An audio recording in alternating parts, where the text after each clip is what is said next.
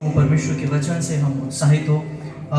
पिछले दिनों ही नहीं लेकिन आज सुबह भी और 2-3 दिन से मैं एक बड़े अच्छे कैरेक्टर के ऊपर स्टडी कर रहा था।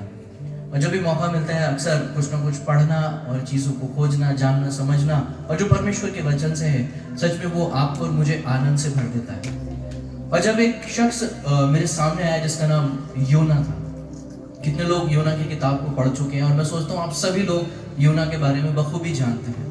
योना एक ऐसा कैरेक्टर था जिसके जीवन में बहुत से उतार चढ़ाव थे, लेकिन वो बहुत से उतार चढ़ाव उसने खुद अपने ऊपर बुला लिए थे। एक बड़ी साधारण सी कहावत है जिसको हम अक्सर बोलचाल की भाषा में कहते हैं कि आ बैल और मुझे मार। उसने कुछ ऐसी ही परिस्थिति अपने जीवन के अंदर कर ली थी।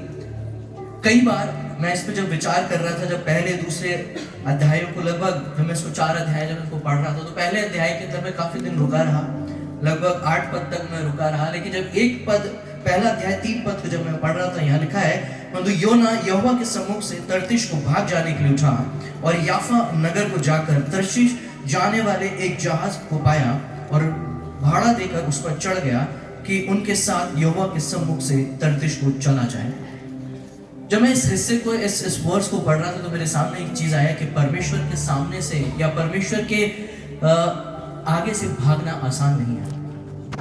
आप परमेश्वर से भाग नहीं सकते, आप प्रभु से बिल्कुल भी भाग नहीं सकते। यहाँ योना का जो झुकाव था वो एक अवसर की तलाश में था कि मैं परमेश्वर के पास से भाग जाऊं, और उसको वो अवसर भी मिला। जानते क्या था वो अवसर? इस बंदरगाह पर एक जहाज खड़ा था जो तर्शीश को जा रहा था।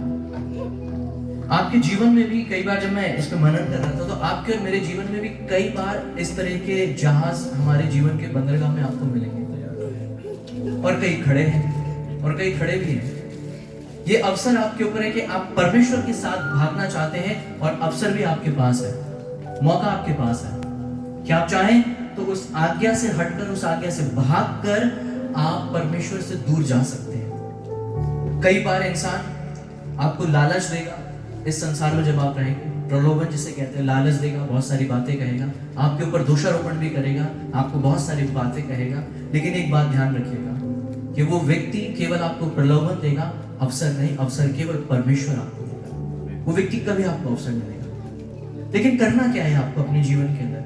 हमें अपने आप को परखना होगा, हमें अपने आप को परमेश्वर के सामने डालना होगा। 2 इंपॉर्टेंट बातें आपको और मुझे करनी होगी। हमें योना का सब मन हटाकर परमेश्वर के साथ ने भागना नहीं है, परमेश्वर के सामने से हमें परमेश्वर के साथ चलना है। पहली इंपॉर्टेंट बात जो करनी है, जब आप परमेश्वर के साथ चलेंगे तो परिस्थितियां स्वयं आपको सही समझ देंगी, परिस्थितियां ही आपको समझ देंगी।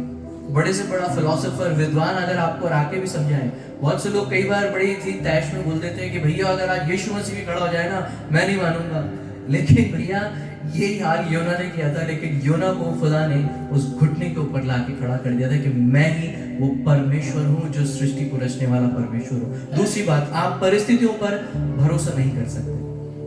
आप परिस्थिति को भरोसा मत कीजिए, आप परमेश्वर पर भरोसा कीजिए, क्योंकि जो परमेश्वर चाहता है, जो आपके जीवन में वो कर रहा है ना, वो भला है, वो अच्छा है। अंतिम बात कह के समाप्त करूंगा परमेश्वर के वचन के साथ ही। परमेश्वर का वचन कहता है कि परमेश्वर का भय मानना बुद्धि का मूल है। लेकिन इसके आगे एक और चीज है, लेकिन एक चीज मैं जोड़ नहीं रहा, बस मैं एक थॉट दे रहा हूं कि परमेश्वर का भय मानना बुद्धि का मूल है, लेकिन उस भय को खोना मूर्खता का आरंभ है। यदि आपने उस भय को खो लिया, यदि आपके अंदर से वो डर चला गया और आपने परमेश्वर की आज्ञा को नहीं माना, तो ये सबसे बड़ी मूर्खता होगी, क्योंकि जो आपका अल्टीमेट गोल है ना, आप उससे छूट जाएंगे। इसलिए पौलुस कहता है कि मैं निशाने की ओर दौड़ता हूँ, है ना, मैं उस निशाने की ओर दौड़ता हूँ, भागा चला जाता हूँ, क्योंकि एक दिन उस मुकुट पर, एक दिन उस इनाम को पाऊं जो परमेश्वर ने मेरे रखा है। प्रभु आप सबको आशीष दे।